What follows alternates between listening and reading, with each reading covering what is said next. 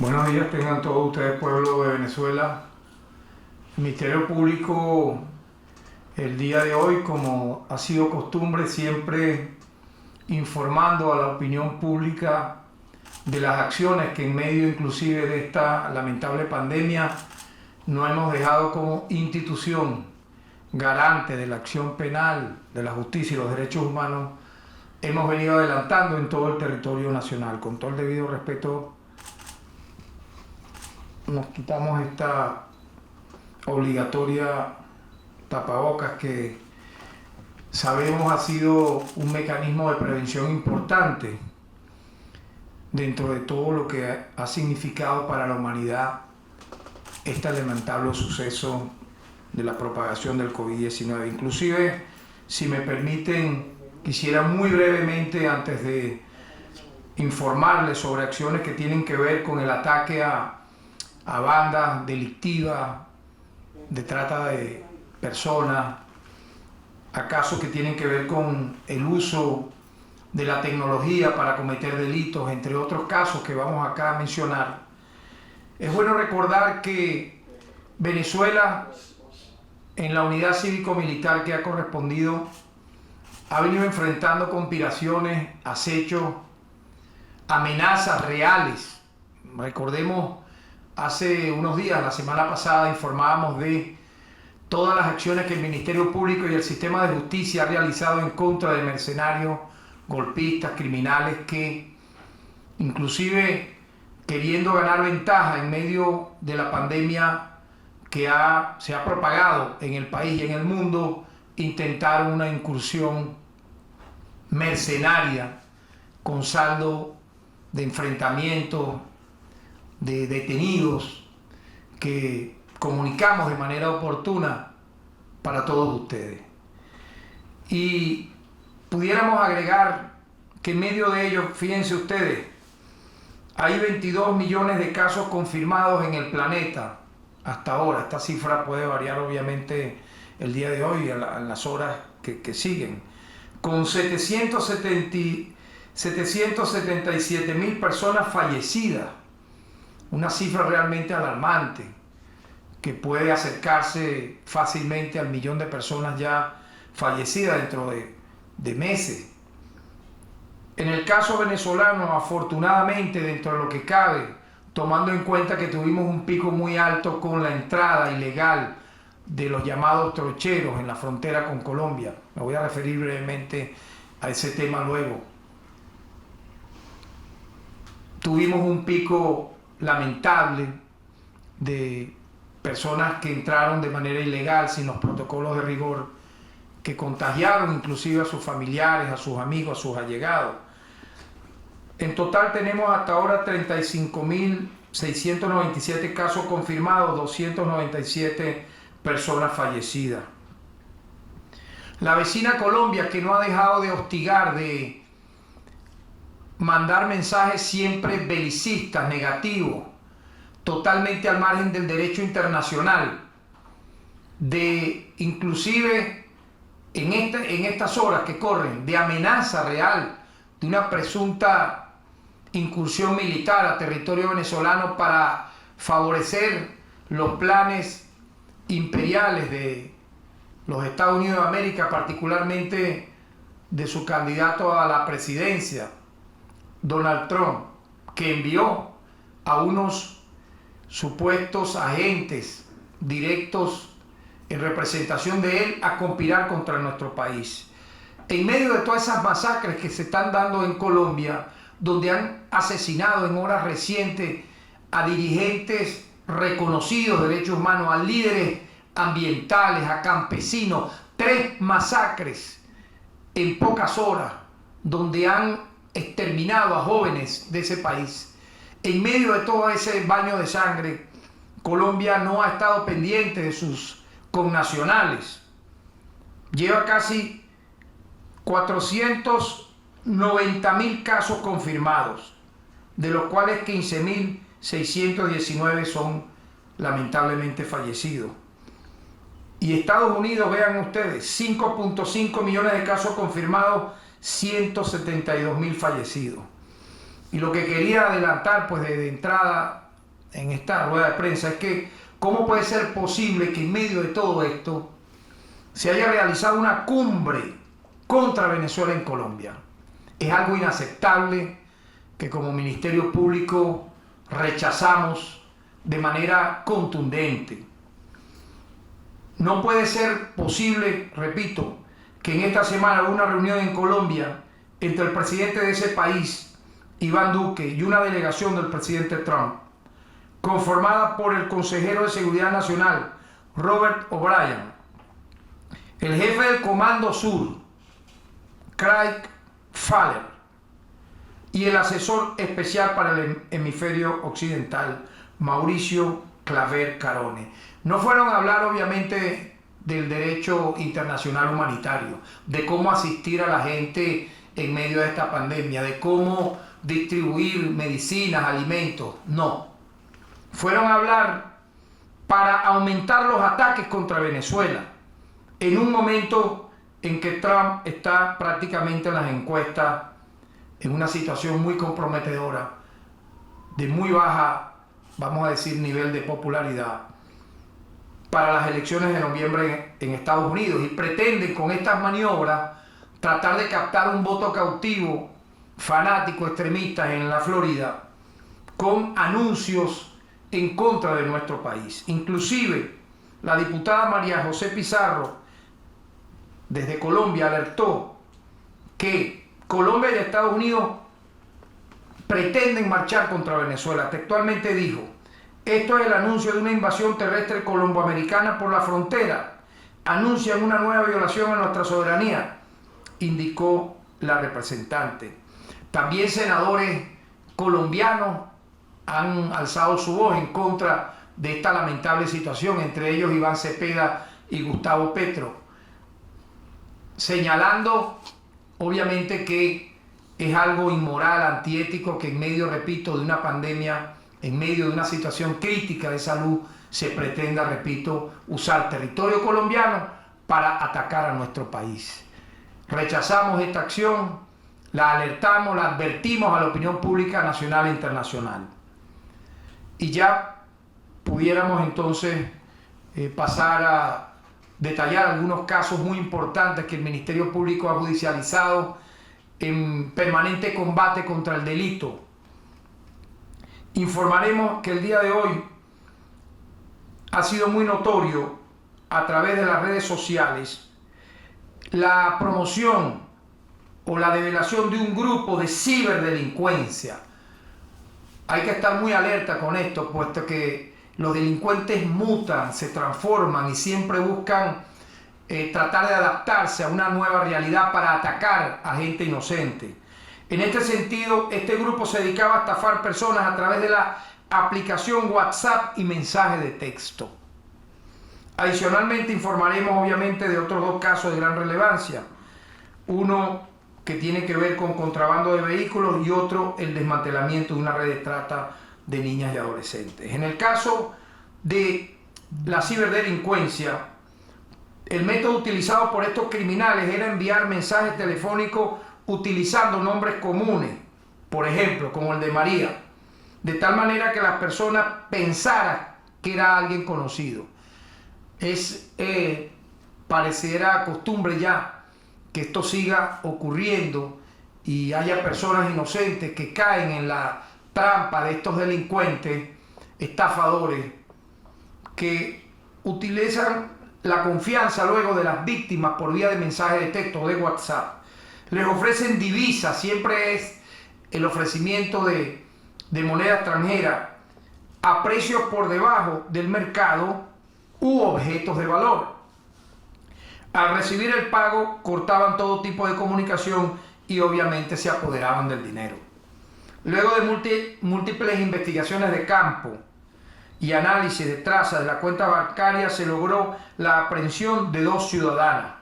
quienes facilitaron las cuentas bancarias que eran utilizadas para recibir el dinero estafado a las personas que caían en el engaño. Las detenidas realizaban esta actividad bajo las órdenes de un privado de libertad de nombre Ronegar Carlos Alvarado Jiménez, quien se encuentra recluido en el centro penitenciario El Dorado por el delito de robo y hurto de vehículo automotor. Las mujeres recibían el dinero y lo transferían a las cuentas que este presidiario les ordenaba. Vean ustedes cómo sin escrúpulos, es decir, personas incluso privadas de libertad por delito, utilizan a otras personas para atacar, para dañar a personas, repito, incautas, inocentes. Por eso volvemos a advertir nuevamente, en ruedas de prensa anteriores lo hemos hecho, no caer en este tipo de trampas de personas, repito, al margen de la ley, que se valen de cualquier circunstancia económica de los venezolanos y las venezolanas para estafarlos. En este caso, hemos impuesto ya de la respectiva imputación a la ciudadana Zuleima del Valle España Durán y Emily Janet Rojas Durán. Ambas fueron presentadas hace unos días, el 9 de agosto, ante el juzgado 18 de primera instancia en funciones de control del área metropolitana de Caracas por los delitos de estafa agravada, continuada y asociación para delinquir. A ambas se le decretó la privativa de libertad. En el caso del contrabando de vehículos que ya habíamos detallado hace semanas atrás, vamos a agregar a ese reporte que dimos el 1 de julio. En ese momento habíamos informado sobre la existencia de una organización de delincuencia organizada dedicada a introducir en el país vehículos de contrabando que luego eran registrados de manera irregular en el Instituto Nacional de Tránsito Terrestre y comercializados por altas sumas en divisa. Hasta la fecha se ha logrado determinar la existencia de más de 100 vehículos provenientes de Brasil, Colombia y Chile que se reportan robados en esos países, los cuales fueron registrados en el sistema tecnológico del INTT de manera irregular. En tal sentido, la Dirección de Contrainteligencia Militar, DIGESIM, y el Ministerio Público detectaron que para tal fin se utilizaron las gerencias de tecnología y de registro, identificando como parte de la red criminal que operaba en el INTT a los ciudadanos Juan Carlos Duque Moncada, quien se desempeñaba como jefe de la oficina de registro a nivel nacional, siendo la persona que daba las órdenes a los transcriptores para que realizaran los registros de forma ilegal e indebida. También se estableció la participación de la ciudadana Belkis Chopite Hernández, quien se desempeñaba como líder de área de seguridad lógica y fue quien se encargó de otorgar de forma indebida los permisos a nivel informático a los diferentes usuarios para que pudieran realizar estas actividades dentro del sistema automatizado del instituto. Nosotros el 1 de julio habíamos detallado y advertido que posiblemente habían cómplices de esta banda transnacional de contrabando de vehículos en el INTT. Pues efectivamente se descubrió ya la participación de estas dos personas que de manera totalmente antivenezolana, violando las normas de su propia institución, cometieron estos lamentables hechos. El 31 de julio, la Fiscalía la Fiscalía Cuarta, con competencia nacional, realizó audiencia de presentación de estos dos ciudadanos, así como de Carlos Alberto Brito Torres, gerente regional del INTT Barcelona, Félix Aurelio Sánchez Chaparro, transcriptor adscrito a la oficina regional del INTT Barcelona, Estado Anzoátegui, y Nerwin Emilio Alemán Martínez, quien fungía como intermediario. Ambos fueron privados de libertad por la presunta comisión de los delitos de corrupción propia agravada, acceso indebido agravado, forjamiento de documentos públicos y agavillamiento. Adicional a estos detenidos, previamente se había también privado de libertad a dos integrantes de la banda que introducía los vehículos al país y se precisó la identidad de otros 7 que tienen en este momento orden de captura. Así que igualmente hacemos un llamado, una advertencia a a nuestros compatriotas venezolanos y venezolanas que obviamente antes de adquirir un vehículo tengan la cualidad, porque finalmente son víctimas, son estafados, ellos les quitan el dinero, les quitan obviamente sus propios bienes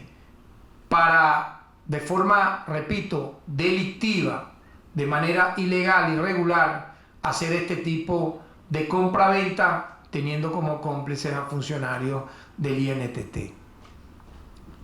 Esperamos que con esta información pública se evite que este tipo de delitos continúen en el país y que venezolanos inocentes no sean estafados en su buena fe. Y ya para terminar, queremos destacar un reciente caso develado por el Ministerio Público que tiene que ver con la trata de niñas y adolescentes. Muy fuerte, repito, estamos nosotros persiguiendo este tipo de acción delictiva que tiene que ver con lamentable daño pues, a nuestros menores de edad, a la lucha contra el maltrato infantil y obviamente también la preservación de los derechos humanos. En este caso vamos a informar de la privativa de libertad contra 6 mujeres y 4 hombres en la ciudad de Valencia. La principal implicada es la ciudadana Marina del Valle Rodríguez Rojas, quien se dedicaba a la venta de sustancias estupefacientes en diversos lugares del centro de la ciudad de Valencia y que además captaba adolescentes en situación de calle,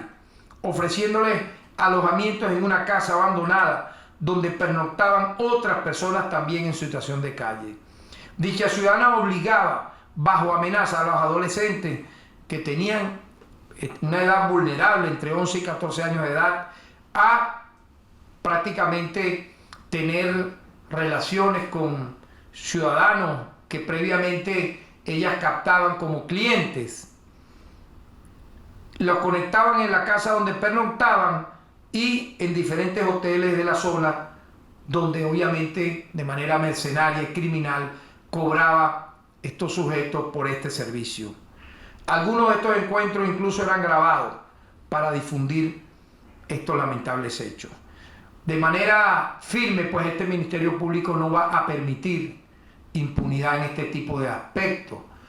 sea donde ocurra, en cualquier lugar del territorio nacional,